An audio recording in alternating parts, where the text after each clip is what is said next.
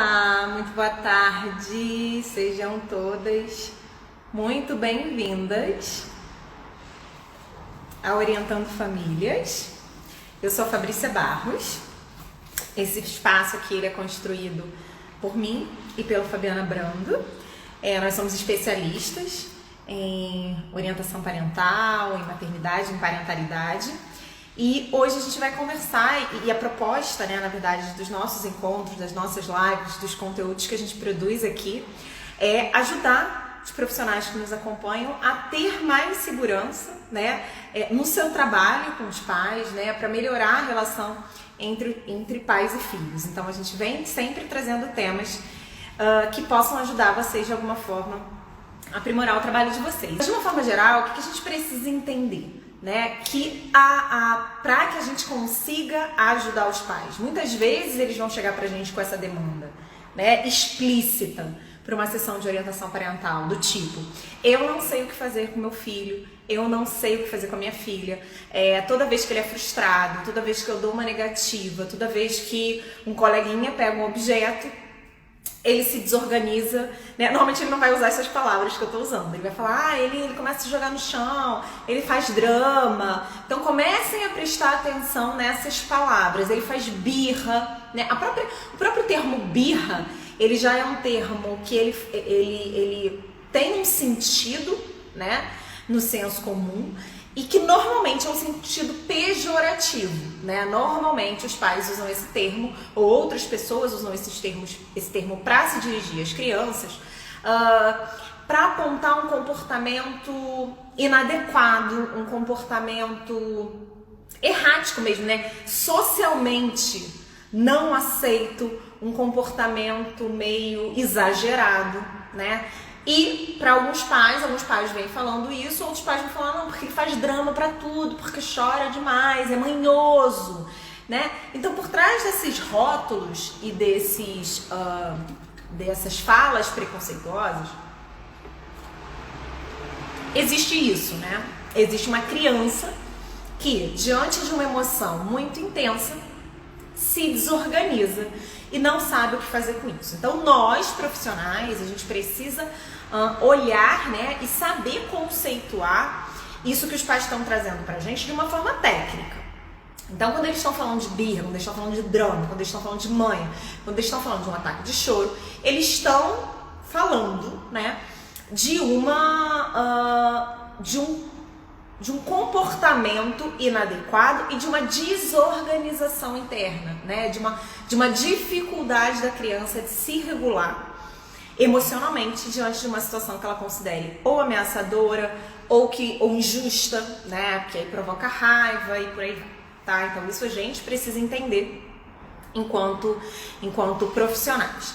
E também entender que a birra, o ataque de choro, a manha, o drama, eles são uma forma da criança se comunicar. É uma forma disfuncional? É uma forma pouco resolutiva? Mas é uma maneira de se comunicar. Uma maneira de comunicar alguma coisa. De comunicar um desconforto, de comunicar uma emoção, de comunicar uma insatisfação, tá? Então, tudo isso, nós profissionais precisamos entender antes de tentar ajudar os pais, quando eles vêm com essa demanda. Para a gente construir hipóteses mais próximas da realidade, para a gente construir hipóteses mais coerentes, a gente precisa, antes de qualquer coisa, aprender a traduzir, tecnicamente, a demanda desses pais. E quando eu falo de traduzir tecnicamente, eu não estou falando de dar uma interpretação baseada num livro A, B ou C. Eu estou dizendo exatamente essa capacidade de olhar para essa demanda que eles estão trazendo e colocar isso dentro de um contexto de compreensão que caiba informações sobre o desenvolvimento infantil, informações sobre a dinâmica familiar, tá? Então, antes de qualquer coisa, a gente precisa saber de tudo isso antes que a gente consiga ajudá-los. Por isso que nós aqui vamos falar sempre, a Fabi e eu falamos sempre, o quanto que a proposta do nosso trabalho a gente se propõe a não ser reducionista. Então, se os pais chegam pra gente, meu filho tá fazendo birra, a gente não vai simplesmente falar assim, não, tenta essa estratégia, tenta aquela estratégia, faz isso, abraça, acolhe, enfim. Né? A gente não vai simplesmente fazer isso, porque mais importante pra gente é que os pais compreendam isso tudo que eu acabei de falar. Que eles compreendam que aquilo é uma forma de comunicação, que aquilo acontece em situações específicas, quando a criança se sente de determinadas formas, e a gente precisa ajudá-los a fazer essa leitura dos filhos antes, inclusive, que chegue nesse ponto. Então, melhor do que ensinar estratégias para lidar com a birra, e a gente também vai ensinar, é ajudá-los, inclusive, a conhecer os filhos a tal ponto que eles consigam evitar que a criança chegue no nível máximo, né, da desorganização dela. Então, o que desorganiza os meus filhos? Eu preciso saber. Né? Eu preciso saber o que os deixa assim, virados, né, demônio da Tasmânia. O que faz meu filho virar o demônio da Tasmânia? Eu, mãe, quanto mais consciente eu for desse processo, de como que ele chega naquele ponto, então se é ausência de rotina, se é fome, se é sono, se é frustração, né? Se é uma briga com a irmã, o que o faz, se é quando ele se sente preterido de alguma forma em relação à irmã, enfim, ao irmão. Sabendo disso, eu consigo manejar inclusive antes, né, de chegar nesse ponto, tá? Como eu falei, os pais confundem muito isso, confundem esse comportamento mais desorganizado com manha e drama. Então, muitas vezes, a gente vai precisar ajudá-los inicialmente a compreender que não se trata sempre, tá? Não se trata sempre de uma tentativa de manipulação da criança para conseguir o que quer. Pode ser que isso aconteça eventualmente? Pode. Mas mesmo quando isso acontece, usualmente, quando a criança usa essa estratégia, esse comportamento, né, de alguma forma para conseguir o que ela quer, para manipular, é porque já houve uma aprendizagem anterior, né? Porque já houve uma aprendizagem de que, bom, aquele comportamento ali, né, aquela escolha que eu fiz comportamental naquele momento,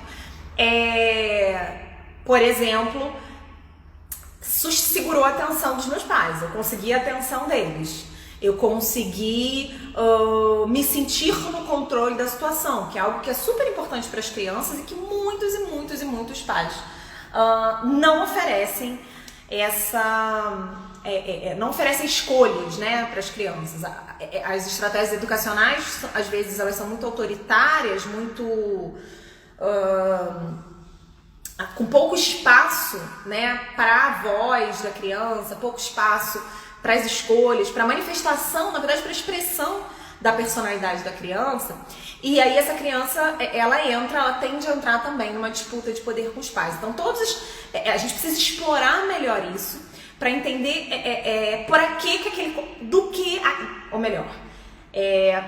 aquele comportamento está vindo para dar conta do quê? Tá? Então, primeiro a gente ajudar os pais a entenderem que não necessariamente toda birra, todo ataque de choro é para manipular, é para viver no princípio do prazer. Muitas vezes é para comunicar uma necessidade que não foi atendida, uma emoção que a criança não consegue nomear e que não tem ferramentas para lidar. Esse é um ponto. Um outro ponto que a gente precisa considerar para ajudar os pais é a faixa etária da criança. Isso, na verdade, tá quase, né, além do significado daquele comportamento, eu diria que esse é o outro grande ponto de importância, que é entender a faixa etária, tá? Quanto menor a criança, menos desenvolvida é a parte do cérebro que pondera, que reflete, que avalia se aquele comportamento é adequado ou não naquele ambiente, naquele contexto, né? Se aquele comportamento vai afetar outra pessoa, ou seja, né, esse exercício de empatia. Quanto menor a criança, menos capaz ela é de fazer isso. Então, não adianta os pais criarem uma expectativa de que essa criança vai ter um comportamento super maduro, né? Diante, sei lá, do picolé que caiu no chão, do brinquedo que o amiguinho pegou.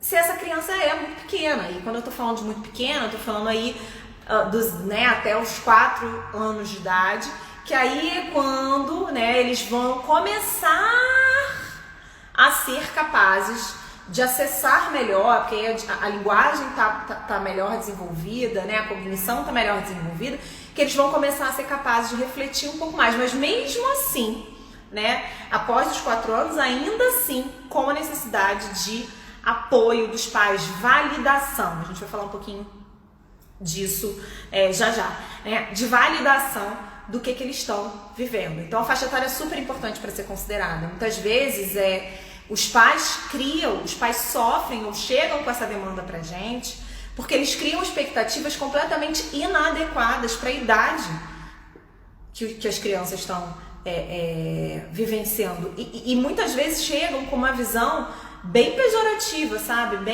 Bem da infância e da criança como aquele ser manipulador, como aquele ser que está fazendo tudo friamente calculado. E a gente vai precisar ajudá-los a entender que não é dessa forma. E como é que a gente faz isso, né? A pergunta que não quer calar. Uma das estratégias que eu mais utilizo é exatamente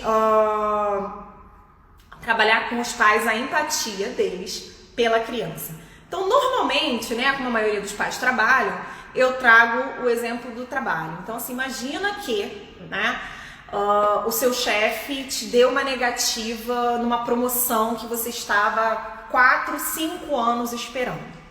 O que você vai sentir diante disso? Como você vai reagir a isso? Quantos de nós não fomos adultos, fomos pro banheiro chorar, né? Ou catamos uma amiga no meio do corredor, um colega, ou fomos pro bar, enchemos a cara, né? Como se não houvesse amanhã.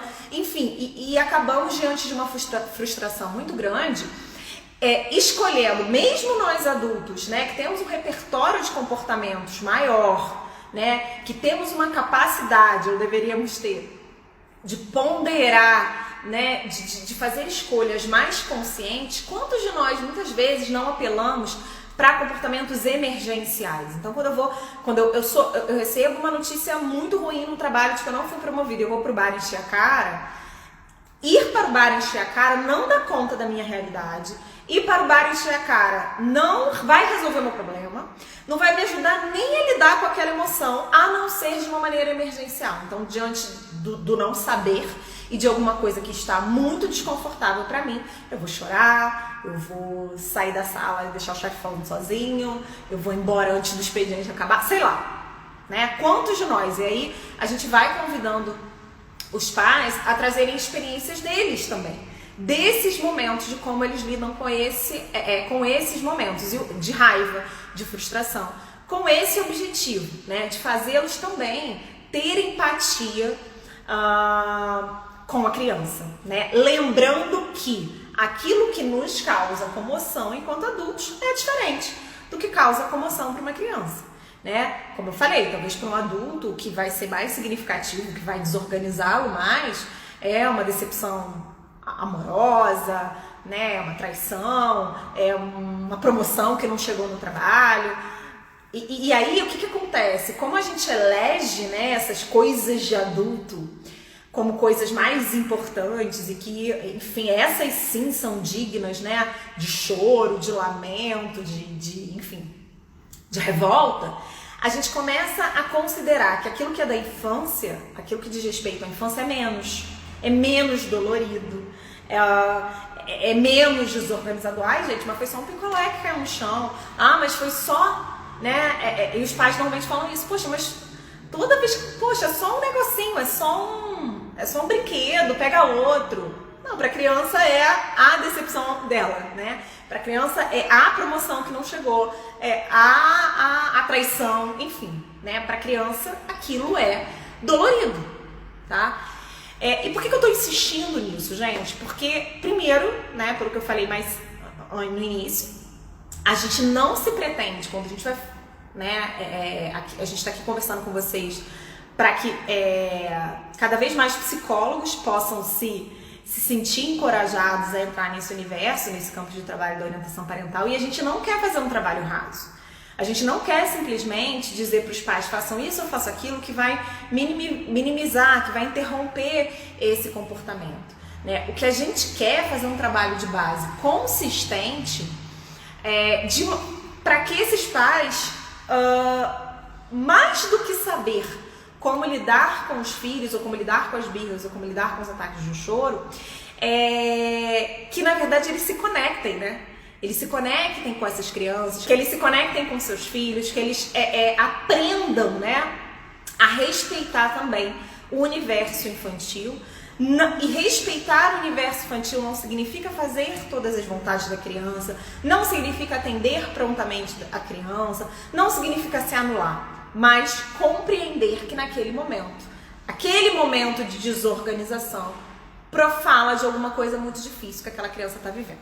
E aí a Giovana perguntou, então é correto dizer que a criança não faz mãe ou birra? Estou entendendo corretamente? Não, acho que a gente não precisa entrar nessa, se é certo ou não dizer isso, né?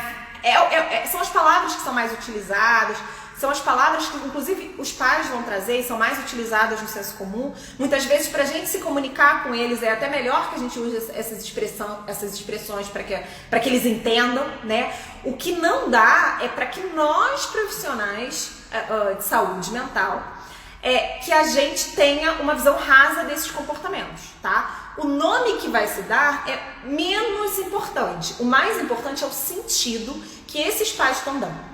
Então, quando eles chegam pra você, pra mim, e falam meu filho não aguento mais, meu filho faz muita birra. A gente vai precisar entender o que eles estão chamando de birra, né? A minha filha é muito dramática. Eu tô acompanhando uma mãe que a gente tem trabalhado exatamente esse ponto, porque aquilo que essa pré-adolescente vive, essa mãe lê como drama, como manha, tá? Só que para aquela adolescente é uma vivência real de sofrimento. Então, menos importante do que ficar problematizando com essa mãe o termo que ela usa eu ajudá-la a superar esta percepção mais rasa do que a filha está vivendo. Não sei se eu estou conseguindo te explicar, tá? Então, sim, crianças fazem birra, crianças fazem mãe. A gente pode continuar falando isso. O que a gente precisa, enquanto profissionais, atendendo esses pais, é saber que essa birra, essa mãe, esse drama, para a criança é um sofrimento legítimo e, na maioria das vezes, quando ele aparece de maneira repetida nessa relação, ele está, são comportamentos que estão tentando comunicar uma necessidade, na maioria das vezes, uma necessidade não atendida, tá? E a gente vai precisar ajudar esses pais a decifrar que necessidade é essa, tá? Então, vou dar um exemplo aqui pessoal, né?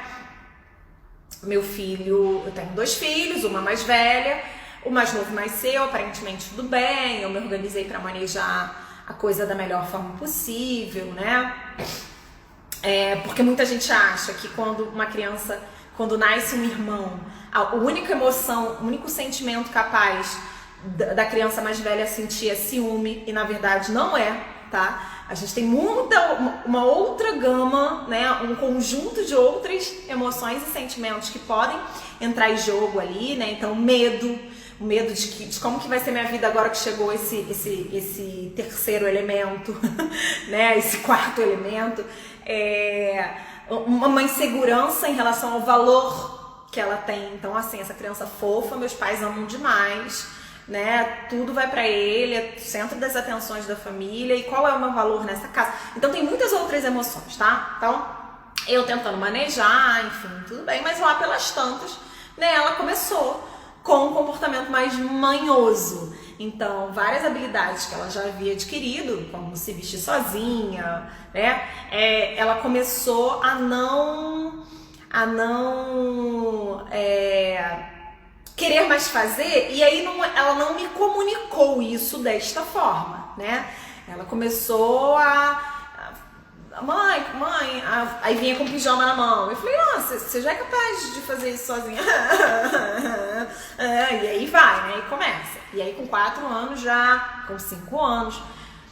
E aí, assim, eu, né, com o meu conhecimento, comecei a ter clareza de que aquilo ali estava entrando para dar conta de uma necessidade que provavelmente não estava sendo atendida, e eu fui explorar isso com ela, né? Só que aí eu tô falando de uma criança já de 5 anos, 4, 5 anos, já tem a linguagem melhor desenvolvida. Eu fui conversar, falei, filha, você sempre fez isso sozinha, o que está acontecendo?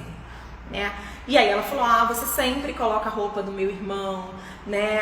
E quando você coloca a roupa do meu irmão, você faz cosquinha, você beija, você brinca. Ou seja, para ela, colocar a roupa começou a ter o significado de cuidado, de uma atenção maior, né? Que talvez eu não tivesse, ou eu poderia até estar dando, mas não na medida em que ela necessitava. E ela começou a usar esse comportamento de uma maneira, né, da tal da manha, de uma forma disfuncional. Então, eu trouxe esse exemplo para mostrar o seguinte, eu posso até chamar de manha. O que eu preciso entender enquanto profissional é que aquela manha não necessariamente é para manipular. Aquela manha não necessariamente é porque eu tava com preguiça de botar a roupa. Porque é a leitura rasa que os pais fazem, né? Tá preguiçosa. Eu escuto muito isso, gente, no dia a dia. Não, ela é esperta. Ela é esperta, ela faz isso porque aí a gente vai lá e dá comida na boca e ela fica lá de dondoca. Então os pais têm essa visão das crianças. Eu não tô dizendo que isso nunca acontece. O que eu tô querendo dizer é que muitas vezes não é essa mensagem que as crianças, não é essa a intenção por trás do comportamento. Bom, e aí eu já trouxe aqui, né, alguns exemplos para vocês. E assim, a importância da gente conduzir o trabalho, né, a demanda, digamos assim, da birra, da manha, do ataque de choro, desta forma que eu estou falando, é que quando a gente entrar com as ferramentas, quando a gente entrar com as sugestões, quando a gente entrar com as intervenções, né, com a psicoeducação, o terreno ele vai estar melhor preparado. A gente tem falado muito disso, né, o quanto que a gente considera que esse é o diferencial do trabalho, que pode ser o diferencial do trabalho de um psicólogo em orientação parental, porque a gente primeiro vai dar conta de ressignificar esse termo que os pais estão trazendo, desenvolver com eles a empatia, né, por aquilo que a criança está vivendo,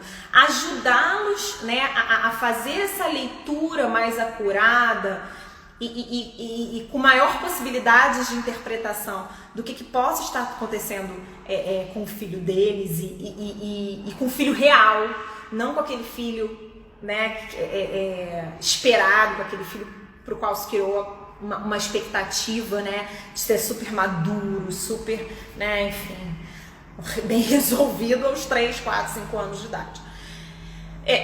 Exatamente para que eles consigam se antecipar, né, a esses momentos de maior crise. Hoje eu posso dizer para vocês, eu tenho uma criança de 3 e uma criança de 6. Meus filhos são crianças normais, não são superdotados, não são seres iluminados, centrados, são crianças como quaisquer outros. A diferença é que na maior parte das vezes eles não chegam nesse máximo de desorganização, né?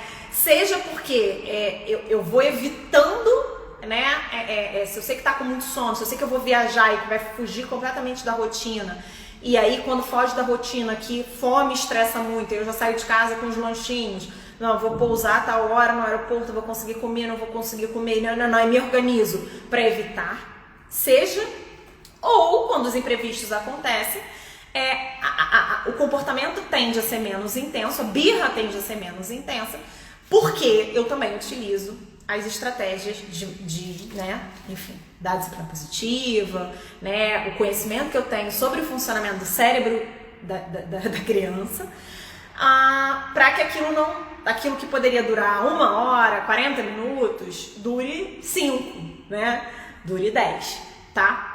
Então, esse trabalho de base é fundamental antes da gente entrar com sugestões do faça isso, faça aquilo, converse, valide, né? E eu vou falar um pouquinho disso a partir de agora. Bom, e aí, né, tendo ajudado os pais a entender tudo isso, eles começam de fato a ficar mais abertos para tentar outras formas de lidar com esse comportamento. Então, sei lá, e isso é uma coisa super importante.